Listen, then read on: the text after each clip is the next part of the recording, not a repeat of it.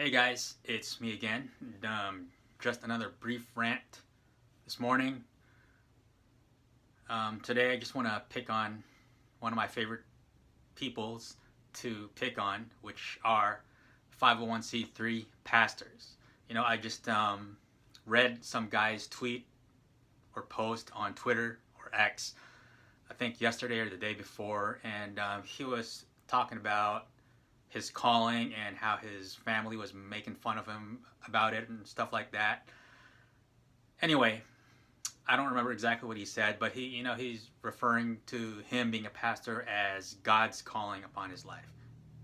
Bull crap. God does not call any of us to make money off of ministry or to be entitled to other people's money. See, when you say that something is your calling, like the Lord called you to do something, what you're suggesting is that you're entitled to everything that goes along with that calling. And what goes along with the calling of being a pastor? Taking other people's money. See, ministry was never meant to be monetized. And people are using the term calling to, I guess, help them sleep better at night. Oh yeah, this is my calling. I'm supposed to be a pastor and I'm supposed to take other people's money. Ministry was never meant to have a cash flow. I've made many videos on this, and you simply can't find anywhere in the scripture where we, as individuals, receive instructions from the Lord to go, therefore, collect other people's money so that you can spend it for them in a godlier fashion than they ever can. No, that's not in the Bible at all. Yes, there are passages about giving, helping each other out, but for whatever reason, these local churches or pastors claim that they are the designated recipient of everybody's giving. There's no biblical backup for that, but they just act it. The sheep who go to their church, and I don't mean sheep in a good way, just sort of accept it, because we all look for golden calves. And if you've seen any of my videos recently, then you know I'm gonna go with this. It all goes back to the rapture, guys. And now that all the popular high watch dates have come and gone, it's like the local pastors can have a sigh of relief, because they can keep taking our money, your money, not my money. I don't go to local churches. But yeah, I've been saying for the longest time that the rapture is bad business for the local church. Pastors hate talking about it because it shifts our focus away from them and towards the Lord. And when our focus is on the Lord, when we realize that our true hope is in Jesus and to be taken out of this world, then the role of the local church and the local pastor gets reduced to basically nothing. It should be nothing. There are no real pastors in existence today, at least not the same kinds that we see in the New Testament.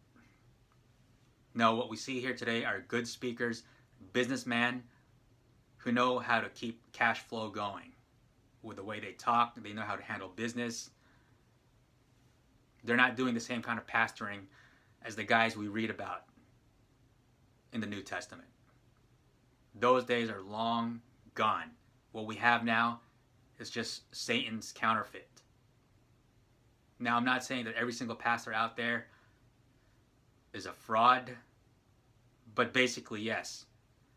There are a few exceptions, very rare exceptions, but I even hesitate to say that there are exceptions, because to me, if you're taking money for ministry,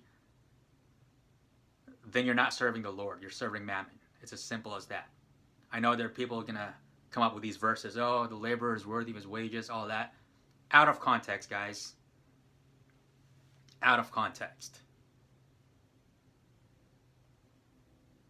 The fact of the matter is, the Lord never told us to become beggars, and the Bible never entitles us to be the rightful recipients of anybody's money.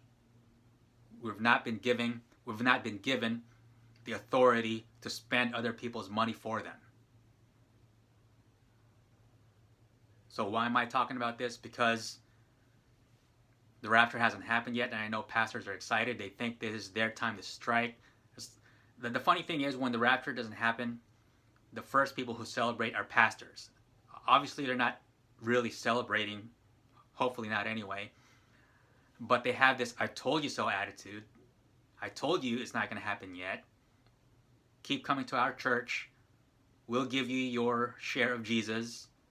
Me, the pastor, the pastor, will be your Jesus. All the encouragement will come from me. Forget about the rapture. It's not going to bail you out of this pathetic planet. But at least you have me, your local pastor. Love me. I speak greatly. I have wisdom. But yeah, guys, if you're still going to a local church, whatever, guys. You know how I feel about that. Anyway, guys, the high watch dates have passed, and I'm sure the Watchman community have some sort of new theories brewing. You know, as I've been saying for the past few weeks, go directly to the source.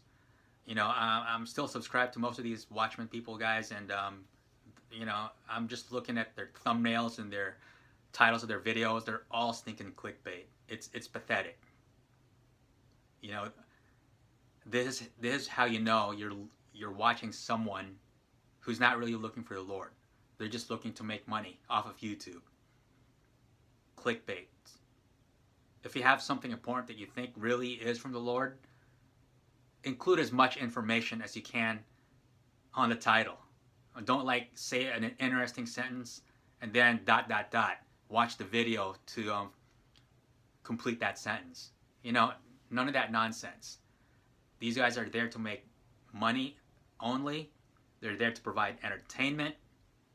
I don't think they believe half the things they say about the rapture, if they believe any of it at all. Most of these guys. And as I've been saying, none of them tell us to go directly to Jesus for revelation. And why am I saying that anyway? Why do I keep telling people to go to Jesus for direct revelation? I believe that's what the Lord spoke to my heart. And I'm not getting all mystical about this, but if you've watched my videos from like a couple months or so ago, you know, something I would say that's undeniably supernatural happened to me when the Lord gave me these two signs, like within a span of 7 days or less. It has to do with the word harpazo, Strong's Concordance value 726, and the way the Lord gave me that word is just nothing short of supernatural. It's like 1 in a quadrillion trillion chance of it happening. It's just undoubtedly the Lord.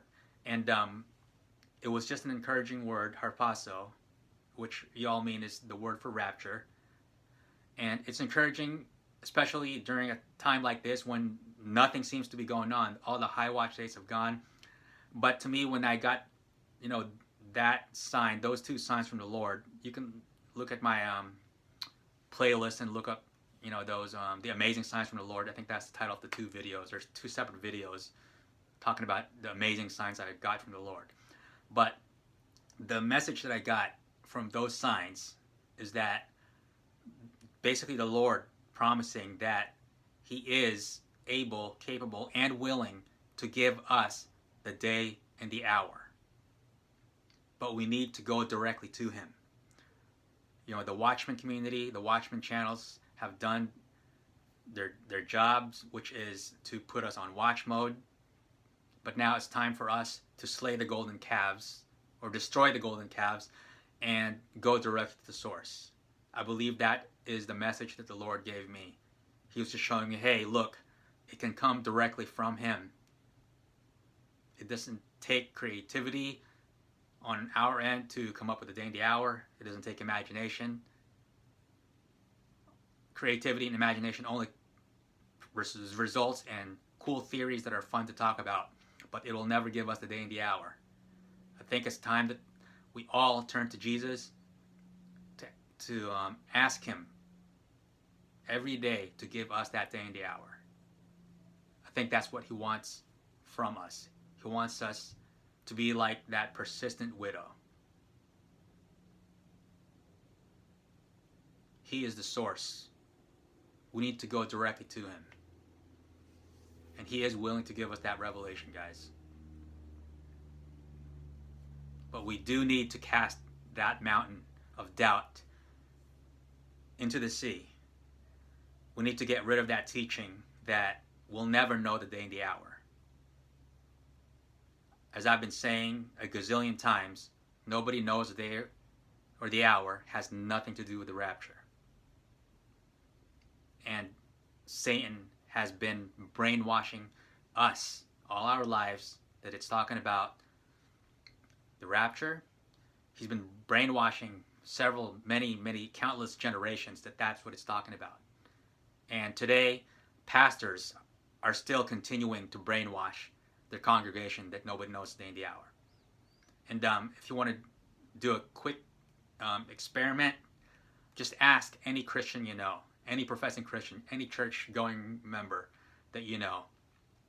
Ask him about the rapture. And I can guarantee you, one of the first things they'll tell you is that nobody knows the day and the hour.